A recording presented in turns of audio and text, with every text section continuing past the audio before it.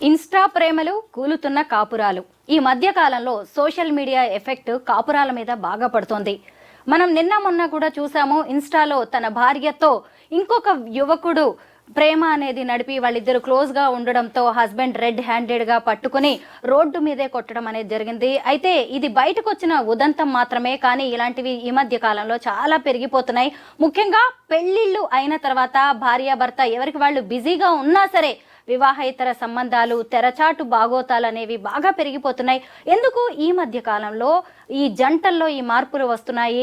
ఎందుకు వేరే వైపు చూస్తున్నారు? మన పార్ట్నర్ కాకుండా ఇంకెవరి కోసమో చూడడం, ఇలా తెరచాటు బాగోతాలు, ఇల్లిసిట్ అఫైర్స్ అనేది ఎందుకు పెరిగిపోతున్నాయి అనేది చెప్పడానికి ప్రస్తుతం నాతో పాటు ఫ్యామిలీ కౌన్సిలర్ రజనీ రమ గారు ఉన్నారు. ఆవిడతో మాట్లాడదాం. మేడం నమస్తే. నమస్తే. ముఖ్యంగా ఈ సోషల్ మీడియా అనేది, ఈ రీల్స్, ఇన్స్టా, ఫేస్బుక్, తర్వాత యూట్యూబ్, వీటి వల్ల కాపురాలు కూలిపోతున్నాయి మేడం. అంటే చాలా మంది బయటపడట్లేదు, కానీ పోలీసుల దాకా వెళ్తున్నారు, కోర్టుల దాకా వెళ్తున్నారు, చివరికి విడాకుల వరకు పరిస్థితి వస్తుంది. ఎందుకు సోషల్ మీడియా ఇన్ఫ్లుయెన్స్ కుటుంబాల మీద ఎక్కువ పడుతోంది? ఇది ఒక ట్రెండ్ స్టైల్ అయిపోయిందండి. ఒక పాకిస్తానీ ఆవిడ వచ్చింది కదా, 4 పిల్లల్ని తీసుకుని నేను లవ్ చేస్తున్నాను, అది పబ్జీ గేమ్సా ఏంటిది, పబ్జీతో పరిచయం, అవేవో గేమ్స్, ఆ పరిచయాల ద్వారా లవ్ అయిపోయింది వాళ్ళిద్దరికి. ఆవిడ 4 పిల్లల్ని తీసుకుని భర్తకు కూడా చెప్పకుండా ఇండియా వచ్చేసిందని. తీరా చూస్తే ఇతను చాలా చిన్న వ్యక్తిలాగా, చిన్న వయసు అబ్బాయిలాగానే కనిపిస్తున్నాడు. మరి ఇవన్నీ మిగతా వాళ్ళకి ఆదర్శంగా అయిపోతున్నాయి కదా. ఆ అబ్బాయి ఇదేదో బాగుంది, మనం కూడా చేస్తే బాగుంటుంది అనే ఆలోచన ఉండట్లేదండి. దూరం ఆలోచించట్లేదు ఎవరు కూడా. ఇది అందులో ఇప్పుడు చట్టం చేశారు దీన్ని. ఇప్పుడు ఎవరైనా సరే ఎవరితో అయినా సరే ఉండొచ్చు అనేది, అదొకటి బాగా జనానికి ధైర్యాన్ని ఇస్తుంది. ఇలాంటి చట్టాలు అసలు చేయనేకూడదు. చేసినా అయితే ఆ చట్టము వెళ్ళండమ్మా, వెళ్ళండి అయ్యా, మీరు ఎవరికి కావాలంటే వాళ్ళ దగ్గరికి వెళ్ళిపోండి అని చట్టం చేయలేదు. అది అసలు అందులో ఏం రాశారు అనేది ఎవరైనా చదివారా? అది చదవకుండా ఇది లీగల్ చేశారు ఎవరికి చేశారు, ఎందుకు చేశారు, అది ఆలోచిస్తున్నారా? ఎవరైనా కూడా ఆలోచించరు. ఇది ఒక్కటే తెలుసుకుని మొదలు పెడుతున్నారు. ఏంటి అది ఎవరికి, కుటుంబంలో భార్యకు ఆరోగ్య పరిస్థితులు బాగున్నప్పుడు కానీ, లేకపోతే ఇంట్లో ఏదన్నా గొడవలు వచ్చి ఏదన్నా భార్యాభర్తలు దూరం అయినప్పుడు కానీ, అటువంటి సందర్భాల్లో వాళ్ళకి అది ఉపయోగించుకోమని చెప్పారే తప్ప, అది కూడా కుటుంబానికి ఎటువంటి చెడు చేయకూడదు అని ఇలాంటివేవో చాలా ఉన్నాయి. అది ఎన్ని పేజీలో స్టేట్మెంట్, అది జడ్జిమెంట్. అది అందులో అవన్నీ వదిలేసి లీగలైజ్ చేశారని చెప్పి ప్రతి ఒక్కళ్ళు వెనకాల వెళ్ళిపోవడమే. అయితే దీంట్లో ఇంకొక క్లాస్ కూడా ఉంది.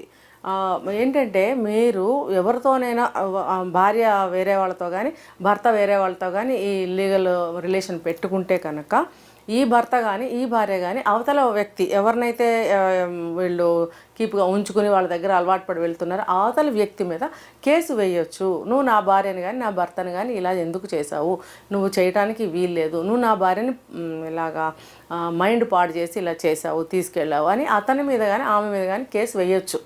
ఇలా ఎన్నో వెసులుబాట్లు అందులో కూడా ఉంచారు ఆ చట్టంలో. ఇవన్నీ పక్కన పెట్టేసి ఎవరు పడితే వాళ్ళు వెళ్ళిపోవడం, ఈ భర్త కానీ ఈ భార్య కానీ ఏమీ చేయకుండా, ఏమీ చేయలేకుండా ఊరుకోవడము. అంటే చట్టం చేసిన తర్వాత ఆ చట్టాన్ని కూడా ఎలా ఉపయోగించుకోవాలనేది కూడా వీళ్ళకి తెలియటం లేదు. కొన్ని విషయాల్లో మేము చాలా బాధలు పడిపోతున్నాము, దీన్ని ఆలోచించాలి, చట్టాలు మార్చాలి అంటారు. కొన్ని చట్టాలు మార్చారు, ఆ మార్చిన దాన్ని ఎలా ఉపయోగించుకుంటున్నారు, ఆలోచించుకుంటున్నారు ఎవరైనా? ఎవరు ఆలోచించుకోవట్లేదు, తప్పులే చేస్తున్నారు. ఈ ఇన్స్టాలో ప్రేమలు, ఫేస్బుక్లో ప్రేమలు, యూట్యూబ్లో ప్రేమలు, ఇవన్నీ కొన్ని కేసులు చూసిన తర్వాత వీళ్ళకి తెలియాలి అవి అటువంటి ప్రేమలు ఎలా ఉంటాయి, అటువంటి లైఫ్లు ఎలా ఉంటాయి అనేది ఆలోచించాలి. తెలుస్తుంది కదా, ఎన్నో కేసులు జరుగుతున్నాయి. ఇప్పుడు నిన్న మనం ఒకటి చూసాము, ఎస్ఐ కేసు. అదే ఏం ఊరది, వాజేడు ఎస్ఐ ఆత్మహత్య చేసుకున్నాడు, హరీష్. అయితే ఇన్స్టా ప్రేమ. ఇప్పుడు ఇలాంటివి చూసినప్పుడైనా సరే కొంతమంది మేల్కొనాలి, ఇలాంటి వాటి జోలికి వెళ్ళకూడదు. ఎందుకనంటే అది మనుషులు తెలియదు, అతని వ్యక్తిత్వం తెలియదు, అతని లైఫ్ స్టైల్ తెలియదు, ఫ్యామిలీ తెలియదు, అసలు అతని మనస్తత్వం ఏంటి తెలియదు. ఏమీ తెలియకుండా మీరు ఒక అమ్మాయిని కానీ అబ్బాయిని కానీ ఇన్స్టాలో చూసి ఎలా ప్రేమిస్తారు? అంటే మీకు ఇన్స్టాలో చక్కగా చాటింగ్లు చేసుకుంటూ మంచిగా ప్రేమ మాటలు చెప్పుకుంటూ సరదా మాటలు చెప్పుకుంటూ ఉంటే అది లైఫ్ అయిపోతుందా? అది ప్రేమ అనిపిస్తుందా? ప్రేమకు అవే దారి తీసేస్తుంటే తర్వాత లైఫ్ ఎలా ఉంటుందని ఆలోచించుకున్నారా? ఇవేమీ ఆలోచించకుండా గుడ్డిగా అట్రాక్షన్ అన్నమాట. అట్రాక్షన్, లవ్ కాదు, తర్వాత పెళ్లి చేసుకుందామని కూడా కాదు.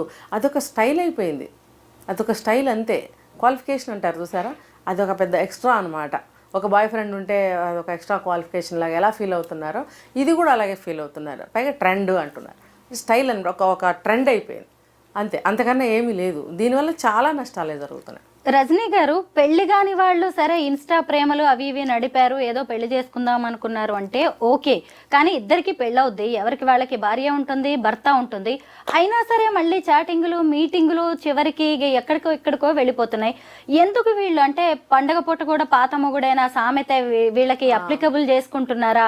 అంటే ఇక్కడ సెక్స్ అనేది కీలకం అంటారా, లేదంటే ఇంకా ఏమైనా ఫ్యాక్టర్స్ ఉంటాయా? ఫ్యాక్టర్స్ అంటే వాళ్ళ మాటలకి అట్రాక్ట్ అవుతారండి. తర్వాత వాళ్ళ అభిప్రాయాలు కలవచ్చు, సరదాగా మాట్లాడుకుంటున్నాం, చాలా వాళ్ళకి ఎంజాయ్ చేస్తున్నారు ఆ మాటల ద్వారా. నిజంగా ఆ వ్యక్తిని చూస్తే బాగుండు, ఇతను నా లైఫ్లోకి వస్తే బాగుండు అనే ఆలోచనలు వస్తున్నాయి, అభిప్రాయాలు ఏర్పడుతున్నాయి. అది దాని పర్యవసానం ఇదంతా. అంతేనంటారా? అంతే, ఇంకేముంది. మరి ఇక్కడ పిల్లలు ఏమైపోవాలండి? అంటే ఈ రోజు కాకపోయినా రేపైనా ఇవన్నీ బయటకు వస్తాయి. ఇప్పుడు మనం ఆల్రెడీ ఇన్స్టాది ఒకటి చూస్తూనే ఉన్నాం, ఎలా కొట్టేసుకుంటున్నారో రోడ్డు మీద పడి. అప్పుడు పరిస్థితి ఏంటంటే ఇటు అత్తమామల ముందు తలెత్తుకోగలరా? తల్లిదండ్రులు ఒప్పుకుంటారా? పిల్లల పరిస్థితి ఏంటి? అన్నదమ్ముల మాట ఏంటి? అంటే వాళ్ళు అంత దూరం ఆలోచించరు, అట్రాక్షన్లో ఉన్నారు కదా, ఇవన్నీ గుర్తురావు, అసలు ఎవరికి తెలుస్తుందిలే అనే ఒక పిచ్చి ఆలోచనలో ఉంటారు. ఉన్నప్పుడు ఎవరికి తెలియవులే, ఇది ఆన్లైనే కదా, మేము మాటల వరకే కదా, మేము అంతకన్నా ఏం చేస్తున్నాం అనుకుంటున్నారు. కానీ ఈ విడిగా కలుసుకోవడము, వీళ్ళ యొక్క రిలేషన్ సాగించడము అలాంటివి కూడా ఉంటున్నాయి. అయితే పెళ్ళిళ్ళు చేసుకుని కూడా ఇద్దరు పెళ్ళైన వాళ్ళే ఉంటున్నారు. అసలు దీనికి ఎందుకు అట్రాక్ట్ అవుతున్నారంటే అట్రాక్షనే, మాటలే కానీ, ఫోటోలు చూసి ఫిదా అవ్వడమే కానీ, వాళ్ళ మాటలు ఇద్దరికి అభిప్రాయాలు కలవటమే కానీ, లేకపోతే నేను నా భార్యతో చాలా ఇబ్బందులు పడుతున్నాను, నా భర్తతో చాలా ఇబ్బందులు పడుతున్నాను, పర్సనల్ మాటలు కూడా మాట్లాడుకుంటున్నారు. మొన్న ఈ మధ్య కూడా ఒకటేదో విన్నాను నేను ఇన్స్టాలో, ఇట్లానే నాకు చాలా బాధపడుతున్నాను, నువ్వు వచ్చి ఎప్పుడు తీసుకెళ్తావు నన్ను. అసలు నీకు ఇక్కడ భార్య, పిల్లలు, లేదా భర్త, పిల్లలు, ఫ్యామిలీ ఇంత ఉంటే వాడెవడో వచ్చి తీసుకెళ్ళడం ఏంటి? ఏం చేద్దామని. నాకు తెలిసిందే ఒక కేసు ఏంటంటే, ఏజ్కు బాబు పుట్టాడు, 10 years అయింది కూడా, పక్కన ఎవరో ఒక అబ్బాయిని ఇష్టపడి, తనకన్నా వయసులో చిన్న అబ్బాయి జంప్ అయిపోయింది అతనితో. మరి ఇతనికి సమాజంలో ఎంత అవమానం కదా.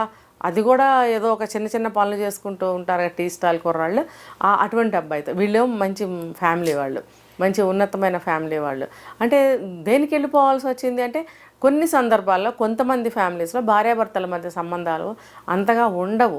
ఎందుకంటే వీళ్ళు బిజినెస్లని, తర్వాత అనారోగ్య సమస్యలు కానీ ఇలాంటివి ఏమైనా ఉన్నప్పుడు వాళ్ళకి ఫిజికల్గా దూరంగా ఉండాల్సి వస్తుంది. అలాంటప్పుడు కూడా వీళ్ళు ఇలాంటి వాటికి పాల్పడుతూ ఉంటారు.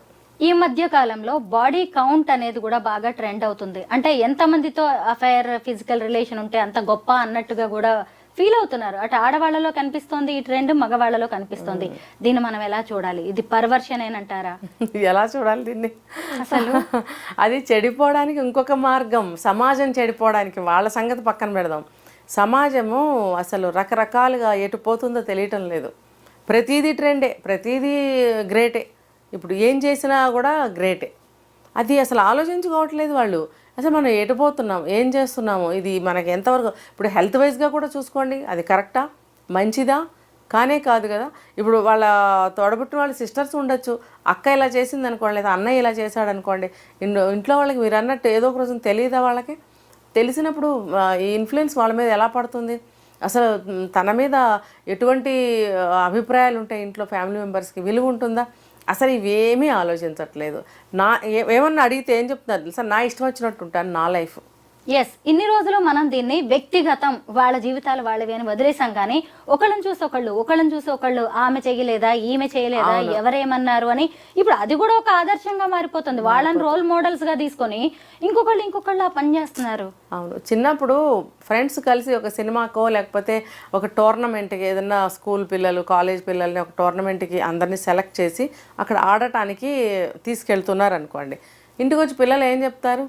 అక్కడ ఏమీ ఉండదు, ఇంకా ఊరికే నోటీస్ వస్తుంది క్లాస్ రూమ్లో. లేకపోతే ఫ్రెండ్స్ అందరూ కలిసి ఒకరోజు వెళ్దాము మూవీకి అని అనుకున్నారనుకోండి. పిల్లలు వచ్చి ఇంటికి వచ్చి ఏం చెప్తారో తెలుసా? మరి అందరూ కలిసి ఇట్లా వెళ్తున్నారు, అందరూ వెళ్తున్నారు, నేను ఒక్కళ్ళనే మిగిలిపోయాను, నాకు కూడా వెళ్ళాలనిపిస్తుంది, వాళ్ళు రమ్మంటున్నారు అని చెప్తారు. నిజానికి అది నిజం కాదు. అలా చెప్తే కానీ ఇంట్లో వాళ్ళు ఒప్పుకోరని. అలాగా అందరూ వెళ్తున్నారని చెప్పి ఇంట్లో గొడవ చేసి ఒప్పించి డబ్బులు తీసుకుని మూవీకి వెళ్ళడం, లేకపోతే టోర్నమెంట్ అవుట్ ఆఫ్ స్టేట్ అనుకోండి, పోటీలు జరుగుతుంటాయి కదా, వాటికి కాంపిటీషన్స్కి వెళ్ళడం. ఇవి ఒకళ్ళు వెళ్తున్నారు, 10 మంది వెళ్తున్నారు, నేను వెళ్తాను అని అలా మారం చేసి వెళ్ళిన రోజులున్నాయి. ఇప్పుడు అది ఇలా తయారైంది. వాళ్ళు చేయట్లేదా? అందరూ అదే చేస్తున్నారు, అందరూ చేస్తున్నారు, ఇందులో పెద్ద ఇదేముంది, ఇది ఇంకా నాకు ఇంకా ఇద్దరే, వాళ్ళకి ఇంకా 4, ఇలాగా నార్మలైజ్గా మాట్లాడుకుంటున్నారు. ఇంకా తల్లిదండ్రులకి మతులు పోయి ఇలా చూడడమే. రజనీ గారు, ఈ ఇల్లిసిట్ అఫైర్స్ వల్ల విడాకుల సంఖ్య కూడా బాగా పెరుగుతోంది. ఇప్పుడు లాయర్స్ కి బాగా డిమాండ్ అండి. అవును. అయితే పోనీ ఈవిడ నన్ను ప్రేమిస్తున్నాడు ఈయన గారు అనుకుంటూ పిల్లల్ని తీసుకొని ఇక్కడికి వస్తుంది, తీరా చూస్తే ఆ మహానుభావుడు ఈయన కన్నా కూతురు కాదు కాబట్టి ఆ పిల్ల మీద కూడా కన్నేయడం లాంటి ఘటనలు ఈ మధ్య కాలంలో చాలా చూస్తున్నాం. వరంగల్ జిల్లా రఘునాథపల్లి మండలంలో కూడా ఇలాగే జరిగింది. నేను ఇలాగా అతన్ని సెకండ్ మ్యారేజ్ చేసుకుంటే నా కూతురుతో కూడా సంసారం కాపురం చేస్తానంటున్నాడని ఒక ఆమె పోలీస్ స్టేషన్కి వచ్చింది లాస్ట్ వీక్. ఎలా చూడాలి ఈ మనుషుల్ని మనం అసలు? అది అక్రమ సంబంధాలే దీనికి అంతటికి కారణం. అది ఏంటంటే ఒక సాటిస్ఫాక్షన్ ఉండట్లే లైఫ్లో. ఏదైనా ఒకటి దొరికింది, ఓకే, 2 దొరికాయి, ఓకే, అట్లా ఉండట్లేదు. ఇంకా ఏదో కావాలి, ఇంకా శోధన లైఫ్లో, ఇంకా ఏదో ఎంజాయ్మెంట్ ఉంది, అంటే ఒక మనసుకి ఒక కంట్రోల్ లేదు, ఒక విషయం పట్ల కంట్రోల్ లేదు, ఇది మనం ఏం చేస్తున్నాము అనే ఆలోచన లేదు. అంటే తనకి ఏది అనిపిస్తే, ఏది కోరిక అనిపిస్తే, ఏది చెయ్యాలి అని అనిపిస్తే కంట్రోల్ లేకుండా ఇష్టం వచ్చినట్టు ప్రవర్తిస్తే వస్తున్నటువంటి ఎంజాయ్మెంట్, ఆనందపడుతున్నాడు ఆ ఎంజాయ్మెంట్కి మనిషి అనేవాడు. ఆడవాళ్ళైనా సరే చూడండి, కొద్దిగా తేడా వస్తే పక్కింటి కుర్రాన్ని పిలవటం. ఇప్పుడు చాలా వింటున్నాం, నిజం. అసలు నేను నమ్మట్లేదు, ఫస్ట్లో నమ్మలేదు అసలు. ఇప్పుడు కొల్లలుగా జరుగుతున్నాయి ఈ కేసులు. పెద్ద పెద్ద ఆంటీలు స్కూల్ పిల్లల్ని పిలుస్తున్నారు, కాలేజీ పిల్లల్ని పిలుస్తున్నారంటే ఇప్పుడు ఎవరిని చెడగొడుతున్నట్టు? ఇప్పుడు ఆంటీలు అని అంటున్నప్పుడు తను పిల్లల్ని కని పెంచిన తల్లి కదా, పిల్లల్ని చెడగొట్టడానికి ఇప్పుడు తల్లులే కదా మరి ఇప్పుడు ఇలా దారి చూపిస్తున్నారు, పిల్లలే కదా చెడగొడుతున్నారని చెప్పుకోవాల్సి వస్తుంది. అందుకనే నేను చెప్తున్నా, పేరెంట్స్ అనేది ఎందుకే, పేరెంట్స్లోనే ఉంటుంది అంత తప్పు అంతా కూడా. నీ పిల్లలు కాకపోవచ్చు, వేరే పిల్లల్ని నువ్వు కూడా చెడగొడుతున్నప్పుడు నువ్వు యాజ్ ఎ పేరెంట్ నువ్వు అలా చేయొచ్చా? మరి సమాజం ఎటుపోతుంది? పిల్లలే భావి భారత పౌరులు అని చెప్తాం మనం. అలా అన్నప్పుడు ఆ పౌరుల్ని నువ్వు ఏం చేస్తున్నావు? ఎటు భ్రష్టు పట్టిస్తున్నావు, ఒక నేరస్తుల్ని చేస్తున్నారు మీరు తల్లులయ్యి ఉండి. అలాగే ఏజ్ అయిన మగవాళ్ళు కూడా చిన్న చిన్న పిల్లల్ని ఆశపడుతున్నారు. స్కూల్ పిల్లలకి మభ్యపెట్టి స్కూల్ పిల్లల్ని కూడా వాళ్ళు వాడుకుంటున్నారు. పెద్దవాళ్ళు 50-60 ఏళ్ళు ఉన్నవాళ్ళు, మనవరాళ్ళ వయసులు, కూతుళ్ళ వయసులు, వాళ్ళు కూడా అమ్మాయిల్ని మభ్యపెట్టి ఇచ్చేస్తున్నారు. అంటే ఈ వయసు పెరుగుతున్న కొద్దీ కూడా యూత్ని చూసి చెడిపోతున్నారా ఈ పెద్దవాళ్ళు? అంతే అనుకోవాలి. వాళ్ళకున్న ఎంజాయ్మెంట్ మాకు లేదు అని వాళ్ళతో కంపేర్ చేసుకుని మా వయసులో ఇవన్నీ లేవు అని చెప్పి సమానంగా. ఇప్పుడు షుగర్ డాడీలు అని చెప్పి మాట్లాడుకున్నాం కదా, ఆ టైప్ తయారయ్యారు. ఇందులో తప్పేంటి? సెల్ ఫోన్ అండి ముఖ్యంగా, పని పాట లేకపోవడం, చేతి నిండా అన్ని నేర్పిస్తున్నారు అందులో. ఇప్పుడు వెస్ట్రన్ కల్చరు, అసలు ఏ కల్చర్ కావాలని అందులో వస్తుందిగా. ఆన్లైన్ ఆర్డర్స్, ఇంట్లో కూడా పెద్దగా పని చేయాల్సిన అవసరం ఉండదు, మెయిడ్స్, మాట్లాడుకుంటే చాలా ఉన్నాయి. నిజంగా రజనీ గారు ఆలోచిస్తుంటే చాలా. అవును. ఇప్పుడు మన కల్చర్ అనేది ఏ దేశ కల్చర్ అయినా సరే మెల్లమెల్లగా అంతరించిపోతుందండి. ఇలా నేను మీరు మీ పిల్లలు ఇంతవరకు ఏమన్నా బాగుంటుందేమో, తర్వాత శాస్త్రీయత అంతా పోతుంది, అంతరించిపోతుంది. ఎందుకంటే ఇంటర్నేషనల్ స్టాండర్డ్స్ వచ్చేస్తాయి అంతా. ప్రతి దేశంలోనూ అన్నీ ఒకలాగానే ఉండే పరిస్థితి రాకపోతే చూడండి, అది మనం చూస్తామో లేదో మనకు తెలియదు, కానీ అదే వస్తుంది ముందు. అప్పుడు ఈ కట్టుబాట్లు, ఈ సాంప్రదాయాలు, ఆచారాలు చెప్పేవాళ్ళు ఉండరు, పాటించాల్సిన అవసరము వాళ్ళకు ఉండదు. ఇప్పుడు చెప్తున్నాం అనుకోండి, వాళ్ళు విసిగి వేసారిపోతున్నారు వినలేక. చిచ్చి నీకు ఇదే పని, నువ్వు ఇలాగే చెప్తావు, నువ్వు పాతకాలంలో ఆలోచిస్తున్నావు. పాతకాలంలో ఆలోచించకపోతే మీరు ఇప్పుడు ఇలా ఉండేవారు? అసలు పాతకాలంలో అన్నీ బాగున్నాయి కాబట్టి ఇప్పుడు మంచిగా మీరు అందరూ ఉన్నారు. ఇప్పుడు మీరు మంచిగా లేరు కాబట్టి రేపు మీరే బాగోరు, మీ పిల్లలు అంతకన్నా బాగోరు. అది వాళ్ళే తెలుసుకోవాలి. వివాహేతర సంబంధాలు ఎప్పుడు విషాదాంతాలే. అందరూ ఈ విషయం గుర్తుపెట్టుకోవాలి. ఓ కుటుంబం ఇచ్చే ధైర్యం, గౌరవం సంఘంలో ఇంకా ఈ అఫైర్స్ అనేవి ఖచ్చితంగా ఇవ్వవు. ఇంకా చెప్పాలంటే మనల్ని సిగ్గుపడేలా చేస్తాయి. ఆమెలా మాత్రం ఉండద్దు, అతనిలా మాత్రం ఉండద్దు అని మళ్ళీ మిమ్మల్నే వేలెత్తి చూపించేలాగా ఈ సమాజం మిమ్మల్ని చూపిస్తుంది. ఆ విషయం గుర్తుపెట్టుకుంటే మంచిది. థ్యాంక్ యూ రజనీ గారు, చాలా మంచి గైడెన్స్ ఇచ్చారు. Thank you so much.